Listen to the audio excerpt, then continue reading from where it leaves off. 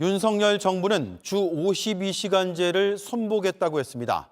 노동 부문에 대한 첫 번째 정책 방향입니다. 실제로 그렇게 되면 주 90시간까지도 몰아서 일할 수 있습니다. 경영계는 일자리 창출에 도움이 될 거라고 합니다. 하지만 노동계는 다른 현안을 제쳐두고 노동시간 연장부터 꺼내 들었다며 거세게 반발하고 있습니다. 박민규 기자입니다. 밝은 표정으로 손을 흔들며 비상경제회의를 시작한 추경호 경제부총리. 경제위기 속 구조개혁이 시급하다며 최우선 과제로 노동을 꺼내들었습니다. 노동시장 개혁은 미룰 수 없는 과제로서 우선적으로 근로시간과 임금체계 개편을 추진하고자 합니다. 이 자리에 참석한 이정식 고용부 장관, 곧바로 주 52시간을 넘어 더 일할 수 있게 하는 개혁안을 발표했습니다.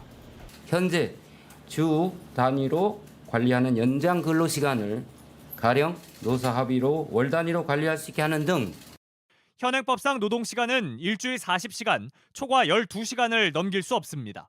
그런데 월 단위로 집계하면 한 주에 90시간 가까이 몰아서 일할 수 있게 됩니다. 주 120시간도 일해야 한다는 대선 때 윤석열 대통령 발언이 현실화하는 셈입니다.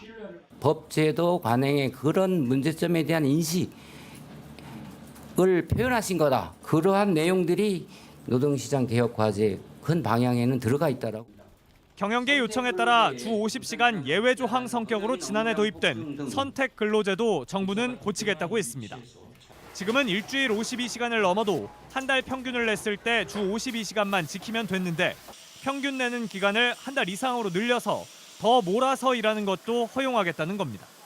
디지털 기술이 발전하는 등 시대가 달라졌으니 탄력적으로 일하자는 건데 과로로 인한 건강권 침해 대책은 연구 중이라며 발표하지 않았습니다. 노동시간 유연화를 요구해온 경영계는 일자리 창출에 도움이 될 거라며 반겼지만 노동계에선 편법 연장, 저임금 장시간 노동 공고화 선언이라고 반발했습니다. 정부는 임금 체계를 연공이 아닌 성과 중심으로 바꾸겠다며 노사관계에 적극 개입할 뜻도 내비쳤습니다. 이 힘의 관계가 노사관계에 있어도 양극화되는 측면이 있지 않나 해서 힘이 불균형한 데 대해서는 균형되게 유도해 나가는 데 도움. 고질적 문제인 노동시장 양극화, 즉 정규직, 비정규직 격차와 노동자 복지에 대한 내용은 발표에 없었습니다. JTBC 박민규입니다.